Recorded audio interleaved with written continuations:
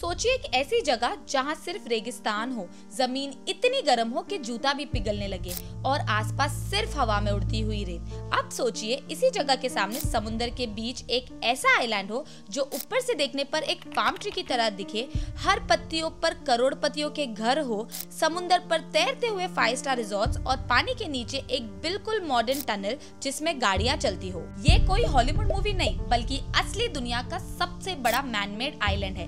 इस सपने की लागत तकरीबन 12 बिलियन US थी, जो कि इंडियन रुपीस में 1,08,000 करोड़ रुपए होता है। पाम जुमेरा दुबई का वो सपना जो समुद्र के बीच सजाया गया और इसकी बनावट ने दुनिया के इंजीनियरिंग रूल्स को हिला कर रख दिया। 1990s में दुबई की इकोनॉमी का बेस था क्रूड ऑयल, यानी क्रूड ऑयल एक्सपोर्ट करने से ही इस कंट्री में पैसा आता था। लोग सोच भी नहीं सकते थे कि एक दिन ये तेल भी खत्म हो जाएगा, लेकिन दुबई के ruler his highness Sheikh Mohammed bin Rashid Al Maktoum ने इस बात को पहले ही समझ लिया था। उन्होंने कहा था, we will not depend on oil, we will build a tourism driven economy.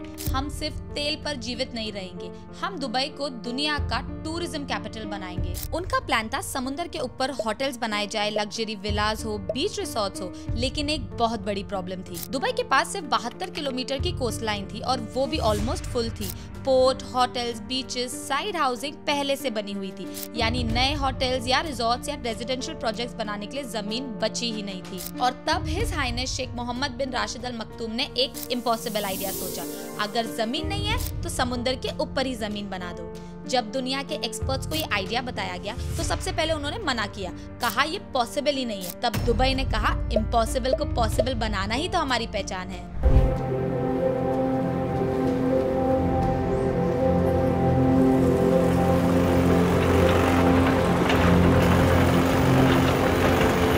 और फिर 2001 में शुरू हुआ पाम जुमेरा का कंस्ट्रक्शन।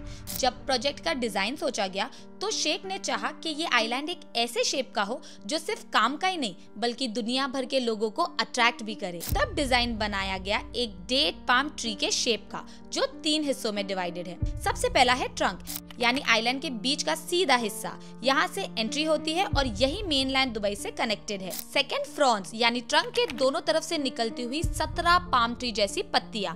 थर्ड क्रेसेंट, यानी आइलैंड के बाहर एक आधे चांद जैसे शेप की प्रोटेक्टिव रॉक वॉल। अब इसका नाम पाम जुमेरा क्यों रखा गया? पाम इसीलिए, जैसे कि मैंने आपको बताया कि इसका जो शेप है वो एक पाम की ट्री के जैसा है, और जुमेरा इसीलिए बिकॉज ये जुमेरा के कोस्ट लाइन के एकदम सामने बना हुआ है। ये आइलैंड समुद्र के बीच एक अकेला तैरता हुआ आइलैंड नहीं है बल्कि दुबई से एक रोड ब्रिज के थ्रू सीधा कनेक्टेड है। सीधा कार या मेट्रो से यहाँ जा सकते हैं। इसमें क्या क्या चीजें हैं, कौन कहाँ जा सकता है और क्या खासियत है, ये सब आगे डिटेल में बात करेंगे। लेकिन पहले ये समझ लेते हैं कि ये आइलैंड आखिर में बनाया कैसे गया, कितने बड़े एरिया में फैला हुआ है और इसे बनाने में दुबई को कौन कौन सी मुश्किलों का सामना करना पड़ा। इस प्रोजेक्ट को बनाया गया दुबई के ruler his highness Sheikh Mohammed bin Rashid Al Maktoum के विजन के अंदर।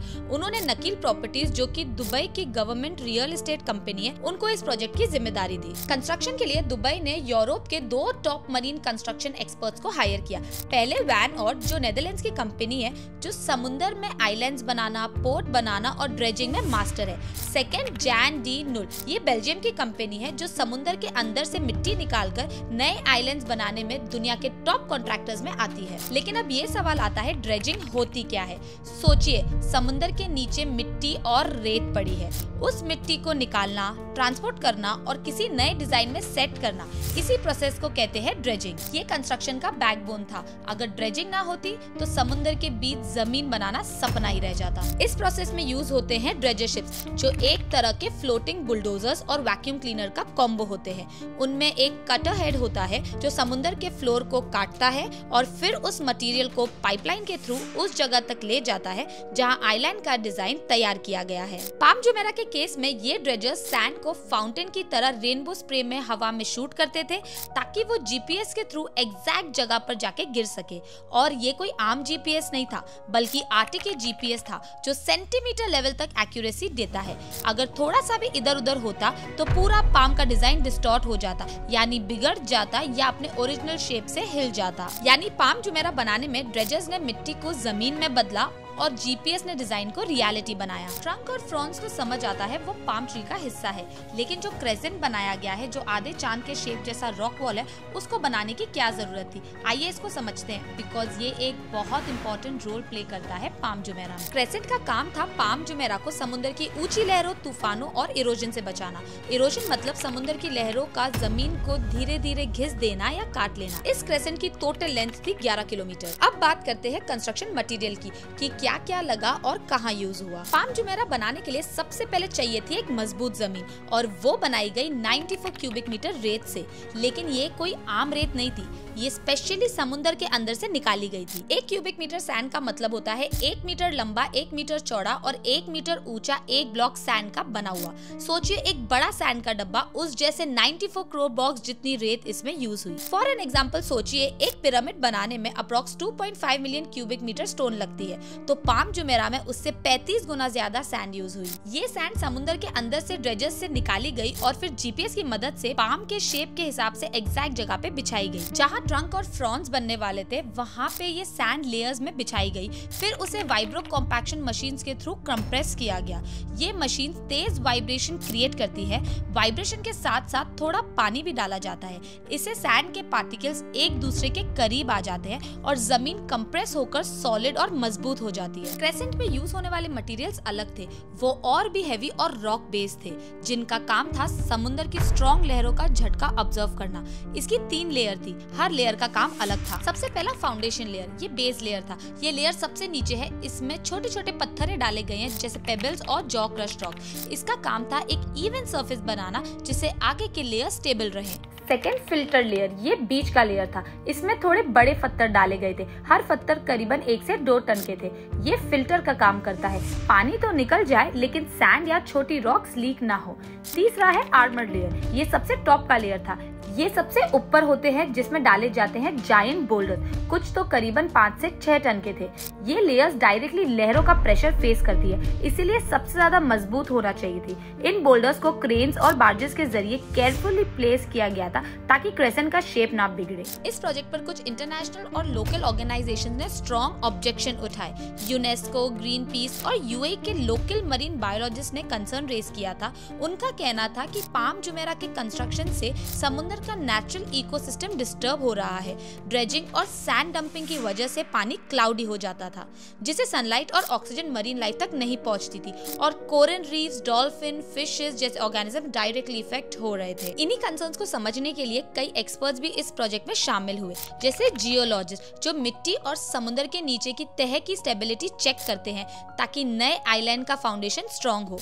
फिर मरीन बायोलॉजिस्ट जो मरीन जीवों जैसे डॉल्फिन्स, फिशेस और कोरल रीफ्स का डेटा कलेक्ट करके उनके हैबिटेट पर पड़ने वाले असर को मॉनिटर करते हैं। फिर एनवायरमेंटल इंजीनियर्स जिनका काम होता है इंश्योर करना कि कंस्ट्रक्शन की वजह से समुद्र का पानी पॉल्यूटेड ना हो और एनवायरमेंट को मिनिमल हार्म हो। और फिर दुबई ने भी कुछ एनवायरमेंटल सॉल्यूशंस इंप्लीमेंट किए, जैसे आर्टिफिशियल कोरल रीफ्स बनाना, मरीन स्पीशीज रिलोकेशन प्रोग्राम चलाना और कुछ सेंसिटिव जोन्स में एनवायरमेंटल मॉनिटरिंग सिस्टम्स लगाना ताकि डैमेज को कंट्रोल किया जा सके। इस मेगा प्रोजेक्ट को बनाने में 12,000 से ज्यादा वर्कर्स जुड़े हुए थे, जिनमें थे इंजीनियर्स, डाइवर्स, टेक्नीशियंस, लेबरर्स और इंटरनेशनल एक्सपर्ट्स। सिर्फ ट्रंक, फ्रॉन्स और ब्रेक वाटर क्रेसेंट को रेडी करने में ही लगभग 6 साल लग गए।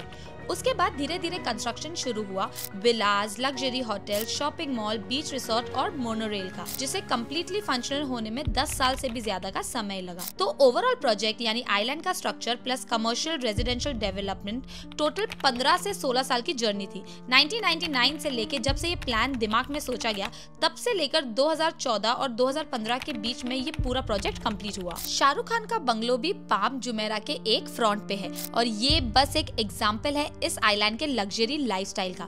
पूरे पाम जुमेरा के तीनों पार्ट में क्या है आइए जानते हैं। सबसे पहले ट्रंक, ये पूरे आइलैंड का मेन एक्सेस पॉइंट है। यहीं से एंट्री होती है और ये एक तरीके का सेंट्रल हाईवे जैसा काम करता है। यहाँ पर आपको मिलेंगे high rise apartments, cafes, retail shops, spas और कमर्शियल ऑफिसेज। नकील मॉल जैसे प्रीमियम शॉपिंग सेंटर्स भी इसी हिस्से में हैं और पाम मोनोरेल भी ट्रंक के थ्रू चलती है जो आगे फ्रॉन्स और क्रेसेंट को कनेक्ट करती है। फिर फ्रॉन्स पाम का हर फ्रंट एक रेजिडेंशियल जोन है जहां अल्ट्रा लग्जरी सी फेसिंग विलास बने हुए हैं। शाहरुख खान का जन्नत विला भी जी फ्रंट पर लोकेटेड है। हर विला का प्राइवेट बीच एक्सेस है। ये एरिया सिर्फ रेजिडेंट्स के लिए होता है, बाहर के लोगों को यहाँ एंट्री अलाउड नहीं है। यहाँ के विलास दुनिया के मोस्ट एक्सपेंसिव प्रॉपर्टीज में से एक माने जाते हैं। एक बेसिक सी फेसिंग विला की प्राइस करीबन 20 से 30 करोड़ से शुरू होती है और अल्ट्रा लग्जरी सिग्नेचर विलास जैसे कि शाहरुख खान का विला, उसकी वैल्यू 100 करोड़ तक जा सकती है। ये प्राइसेस डिपेंड करते हैं लोकेशन, बीच एक्सेस, साइज और इंटीरियर पे। तीसरा हिस्सा क्रेसेंट, यहीं पर आपको मिलेंगे दुबई के मोस्ट आइकॉनिक 5 स्टार रिजॉर्ट जैसे Atlantis the palm, royal Atlantis, Rixos, W Dubai और अनंतरा। ये एरिया टूरिज्म और हॉस्पिटैलिटी का सेंटर है। यहाँ से ट्रंक और फ्रांस को कनेक्ट करने के लिए अंडर वाटर टनल भी बनाई गई है। यहाँ हर कोई विजिट कर सकता है अपने अपने पर्पस से। फ्रांस में सिर्फ रेजिडेंट्स रहते हैं जिन्हें प्राइवेट बीच, पूल और फुल सिक्योरिटी जैसे अल्ट्रा लग्जरी फैसिलिटीज मिलती है। ट्रंक और क्रेसेंट सबके लिए ओपन होते हैं। यहाँ टूरिस्ट, होटल गेस्ट या सिर्फ एक दिन के विजिटर भी फ्रीली एक्सप्लोर कर सकते हैं। अगर आप यहाँ स्टे नहीं भी कर रहे हो तब भी आप यहाँ काफी कुछ एंजॉय कर सकते हो, जैसे कि एटलांटिस द पाम का एक्वेरियम और the lost chambers, the point का फाउंटेन शो और वाटरफ्रंट डाइनिंग, फिर पाम वेस्ट बीच पर सनसेट वॉक और बीच साइड कैफेज, नकील मॉल में शॉपिंग और rooftop views, the view at the palm और ऑरा स्काई पूल से 360 डिग्री आइलैंड का व्यू। ऑल्सो ये दुनिया का सबसे पहला और हाईएस्ट 360 डिग्री इन्फिनिटी पूल है। यहाँ से आपको मिलता है कंप्लीट व्यू पाम जुमेरा का, मरीना स्काईलाइन, बुर्ज अल अरब और इवन बुर्ज खलीफा तक का व्यू आपको यहाँ मिलता है। ये स्पॉट सिर्फ स्विमिंग के लिए नहीं, फोटोज, लग्जरी ब्रंचेस और सनसेट एक्सपीरियंसेस के लिए भी वर्ल्ड फेमस है। होटल गेस्ट को private beach, spa, water sport और फाइन डाइनिंग जैसे प्रीमियम एक्सपीरियंसेस मिलते हैं, जबकि टूरिस्ट के लिए मोनोरेल, टैक्सी या याच से इजी एक्सेस अवेलेबल है। पाम जुमेरा बनने के बाद दुबई का टूरिज्म लेवल एकदम नेक्स्ट लेवल पर पहुंच गया। हर साल लाखों टूरिस्ट सिर्फ पाम देखने आते थे। इसे हॉस्पिटैलिटी इंडस्ट्री, रियल एस्टेट और लोकल बिजनेसेस को डायरेक्ट बूस्ट मिला। दुबई की इकोनॉमी में टूरिज्म का कंट्रीब्यूशन मेजरली इंक्रीज हुआ, स्पेशली 2008 के बाद जब अटलांटिस ओपन हुआ। पाम जुमेरा एक ऐसी जगह है जहां रेजिडेंट का लाइफस्टाइल भी ड्रीमी है और एक विजिटर का एक्सपीरियंस भी लाइफ टाइम यादगार बन जाता है। क्या आपने कभी पाम जुमेरा विजिट किया है या फ्यूचर में विजिट करने का प्लान है? नीचे कॉमेंट्स में जरूर बताना। मिलते हैं अगले वीडियो में कुछ नए फैक्ट्स और कहानियों के साथ। Bye bye.